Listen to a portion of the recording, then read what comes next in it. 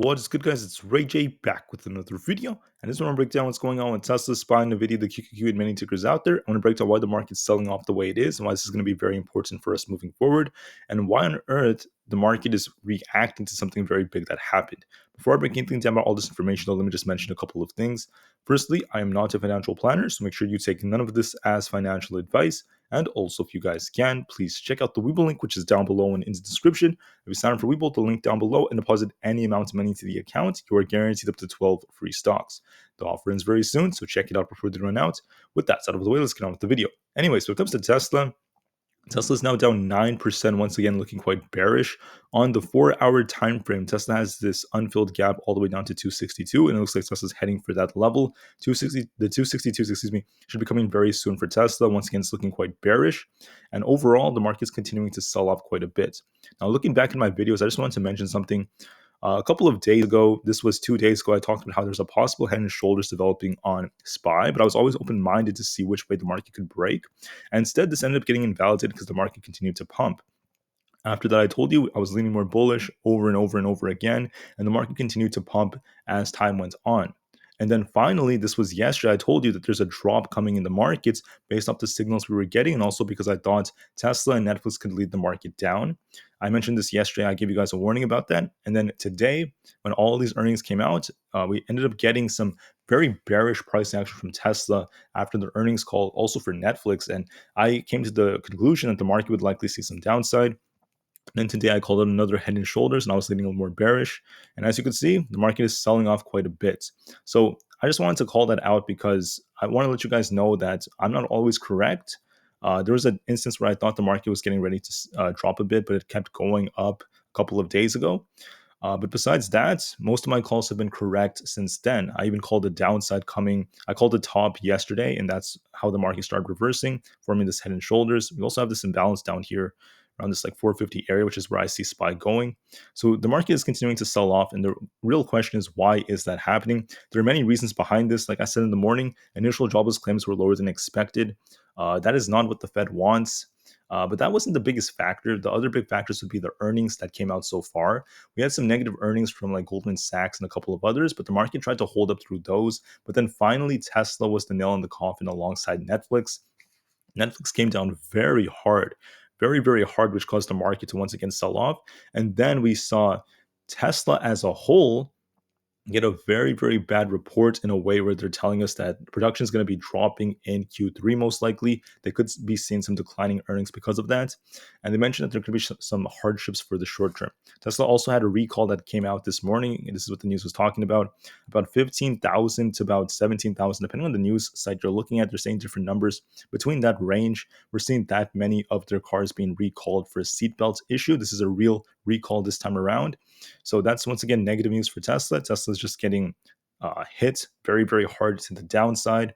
And that's the reason why this has so much momentum. That's why the market is selling off, basically. Tesla, Netflix, all these different stocks combined, negative earnings that came out yesterday, a shift in sentiment because of it, and simultaneously the data that came out in the morning. So what am I seeing for Tesla? Like I said before, we're going to be watching 262. If that fails for Tesla, 260, then that's going to be our next major support. And then we're going to be watching the mid 255s in this 251 zone, which is where our 200 EMA is, for a potential bounce. I don't know if it's going to bounce off 262 though, because we have that unfilled gap. There's going to be an attempt to bounce. I'm not sure if it's going to be strong enough by tomorrow or so, but it's worth noting.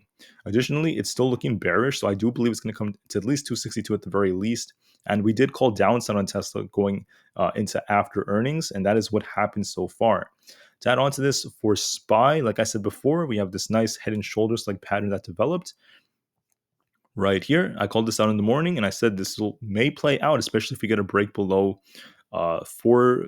I think it was 4.5, 4.5 around there. If we broke below that, and then we came down to the 4.53s, it's going to come sinking down, and that's what happened so far. The target for this is going to be all the way down to the 450 area, so it's going to likely test our 200 EMA at the very least, which is currently around just under 451.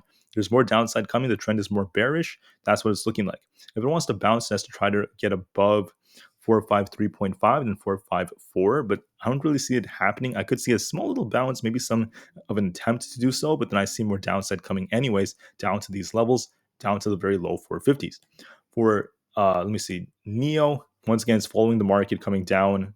10.2 breaks is going to come down even harder to about 9.9, which is where it has an imbalance. For Aapl, it is looking not that bad, actually. It's only down 0.9%. 192.5 is going to be major support for it because Aapl was pumping well above the market, and Apple's been very stationary as of recent. Let me actually show you what I'm talking about. If you zoom out like this, look at the last 3 to 4 days on Aapl. It's been going back and forth with a slight uptrend to it during the last couple of days because of bullish news that came out. But our major support is going to be 192.5. That's where the 200 EMA is. I think Aapl could test this, but if it bounces off this, the market could try to hold up a little bit. But if it breaks below this, the market could drag Aapl down too. If it fails, it's going to come all the way down to 190. That's going to sink the market lower. Now, the market could sink without Aapl even sinking that hard. Aapl is not the only thing that determines how the market moves, but it does play a role in it. If Aapl tries to bounce off this could help the market try to hold up temporarily, but I still believe SPY is going to come down pretty hard regardless of that, all the way down to the low 450s. For the triple Q, this also got this bearish divergence, started to sell off.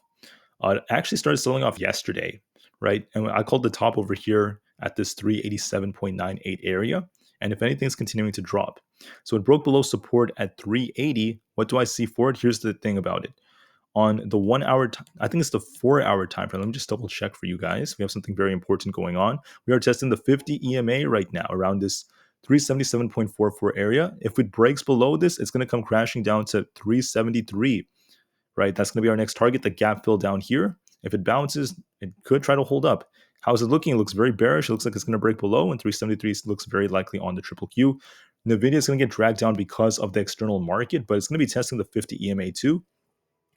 I could be seeing it if 455 breaks, you're going to be watching 451.9. It should try to hold very close to that area.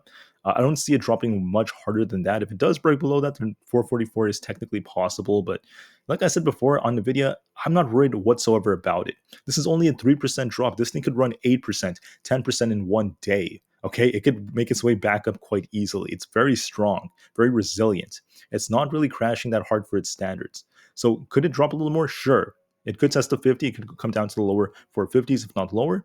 But I'm expecting a big bounce on Nvidia as we approach August. Going into August, approaching earnings, this thing is going to once again hit 500 in my opinion. I'm not worried whatsoever about it moving forward. With that said, I'm going to try to keep this part short. Going into Amazon. Amazon's also looking kind of weak. We got this break to the downside. I was expecting 131 yesterday. I said that in my video. We actually went down to 130.42. So it went even lower than what I was predicting. And now we're going to be watching how low could it go. So it broke below this previous previous resistance, which just became support. That's a sign of weakness for Amazon.